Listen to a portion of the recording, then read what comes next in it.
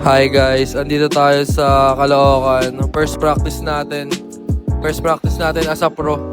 Sobrang excited ako and marami tayong kasama young guys and rookies. So, yun. Shoutout sa mga teammate nating bago and coaches. Let's go guys.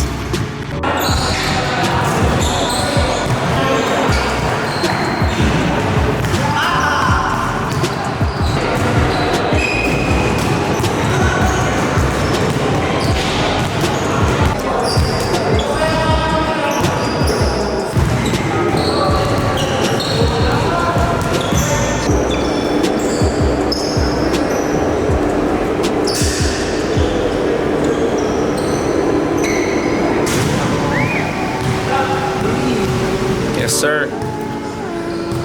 Ano pa?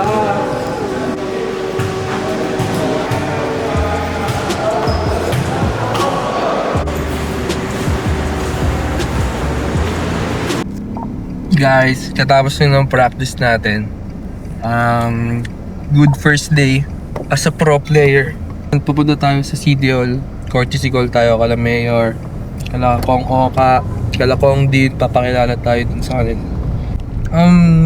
Siyempre, unang-una, kaya ako nag-decide din para mag-pro dahil sa family ko.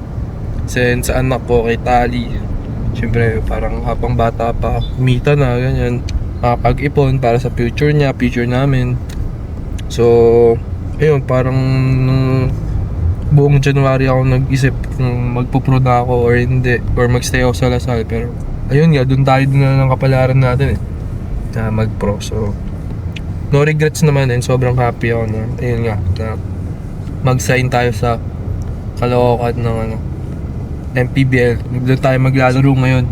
Kaya ayun guys, abangan nyo. Sana maabutan nyo yung journey ng ngayon, pre-season.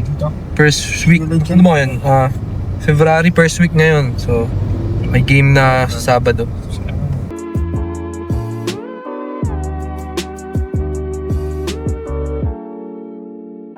Kasama natin sa journey natin sa MPBL, meet Prince Walter.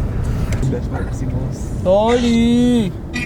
Tali, I miss you. Bukas kita tayo Birthday ni Tata Tep. Mag-hi ka. After ng school mo, mag-hi ka sa camera. Say hi.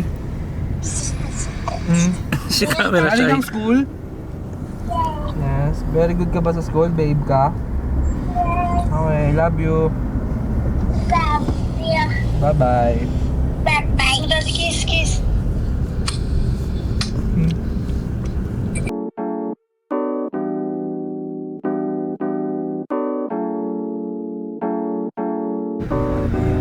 Yan yun.